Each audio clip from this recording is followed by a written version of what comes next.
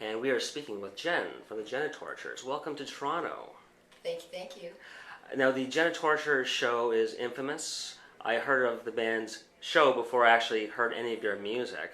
How important is it to just be provocative in a live setting, say, compared to in the early 90s when you first established your reputation? And is it as difficult to be provocative in 2009?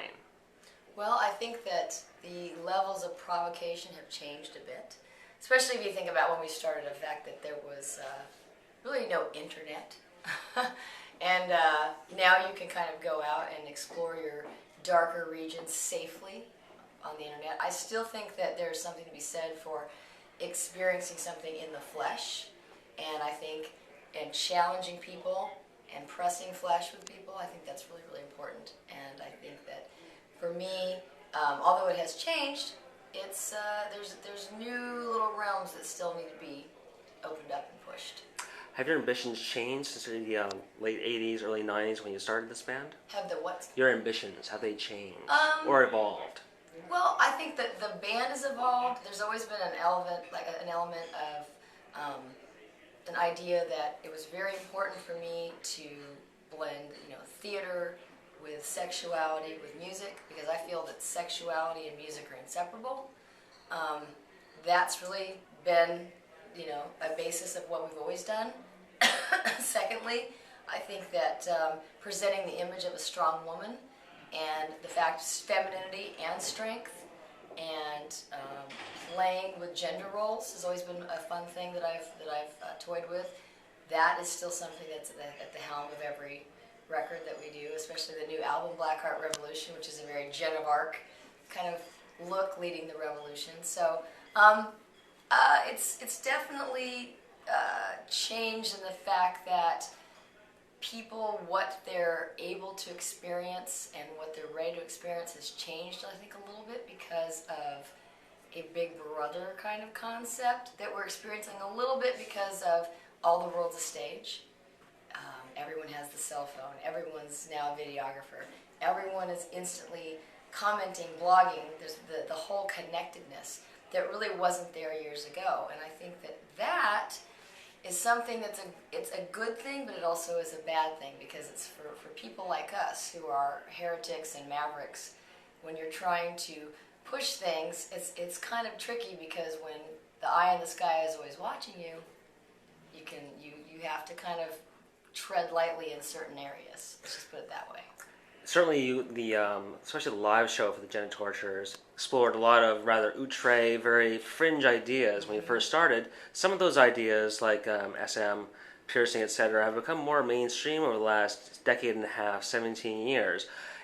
But given that you can, see these images in mainstream media now, have things actually opened up in terms of mainstream acceptance of fringe ideas about sexuality, or is that more of a superficial acceptance, do you feel? I think it's I think it's more superficial than people would probably understand. I think that, once again, when everyone is watching and all the world's a stage, people are also less apt to maybe really experience things and go there personally to release their inhibitions. That's one thing I found. It's funny because I would say, in terms of a lot of what we do on stage, we utilize a lot of fan interaction. And one of the things I've started to notice, because of the cell phones and everyone knows that they're kind of on, while you're on candid camera, people are a little less apt to go there and be as off the chain with us live. Because before, our fans would come and they would be, really the show is about the fans. It's how far are we going to push something has a lot to do with how far the fans want to come along for the ride. And when people are like, oh, I don't know if I should do this now. And people, I think, are actually a little bit more like that. A little bit more concerned about that because somebody could be videoing or filming them next to them. And before, we had a very, very strict policy for years about no cameras and no video for that reason, because we would have mistresses, we would have people bringing their slaves there, and we wanted to protect this kind of anonymity, and we wanted to create a safe place for those people to be able to go and really experience and really be able to go off and yeah, I want to experience this interaction. it's harder and harder for us to do that, as a band. And that was really, that's a big part of like really what we do. I especially imagine with increased popularity as well. Sure, absolutely. You're going to have fewer restrictions Right. because you're going to be playing for more people as well. Well, and I think that for us, and our hardcore fans know this, there are different types of shows that we do. We've always done different types of shows. We kind of have our, NC-17 or PG-13 show, and then we have, our R-rated show, and then we have our X show.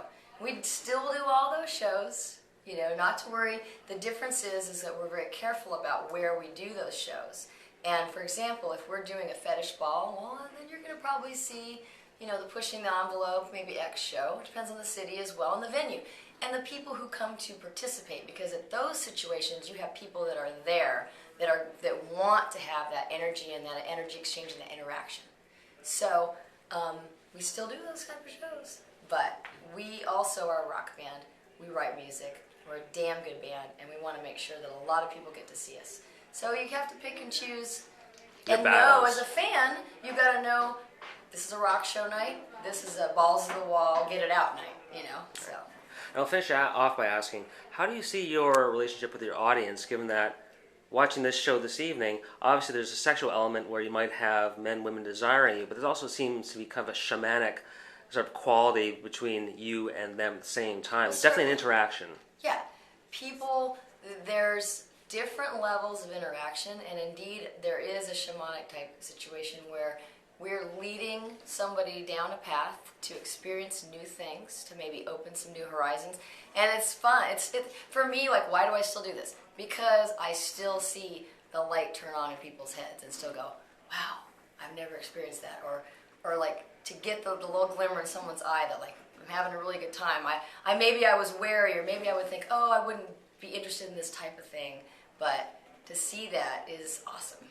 And finally, is there a core idea, perhaps related to Black Heart Revolution, your new record, that perhaps exemplifies Genitorturers' message in 2009? Absolutely. A lot of it has to do with, once again, strength with the female entity and the fact that we are still leading a revolution to be portrayed as a strong woman in today's culture and not be fearful of your sexuality. So. Excellent. Thank you very much. Sure.